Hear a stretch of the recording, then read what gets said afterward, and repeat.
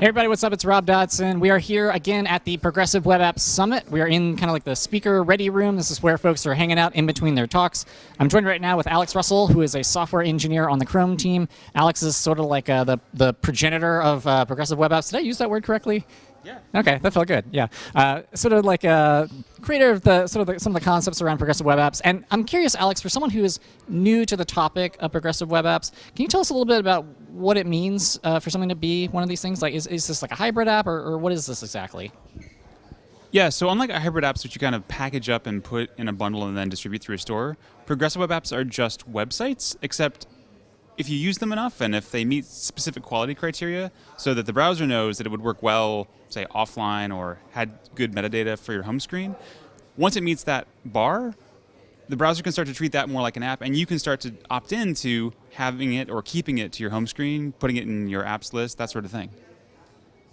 And so, if I'm a business and I'm checking this out, like, what is sort of the motivating use case for me to be like, all right, cool, let's take our current thing and switch over to this model? So the model has a bunch of underlying tech below it. So you need to get TLS, so you have to have a secure site.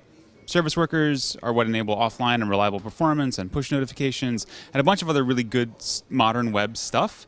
And once you have all of that and you put it all together, you can deliver an experience to users just through a link that can rival native apps, and eventually they can be on the home screen and be re-engaging just like native apps. And it's really working. The folks who are starting to build progressive web apps, even for browsers that don't support them, are seeing major gains. Like AliExpress, really strong team.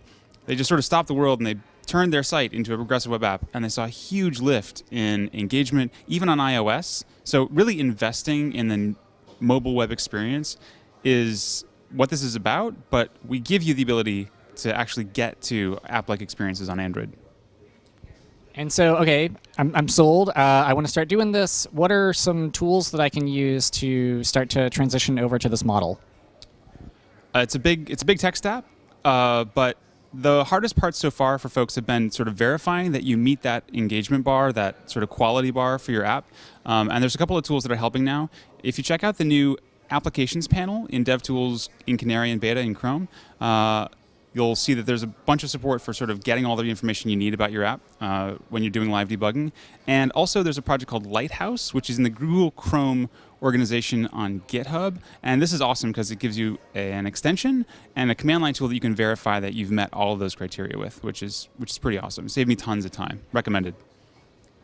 Right on. So we will include links to all the tools that Alex mentioned down in the show notes. We've also got links to Alex's talk on the Chrome Developers YouTube channel down there as well. Alex, thank you so much for being with us today in sunny Amsterdam.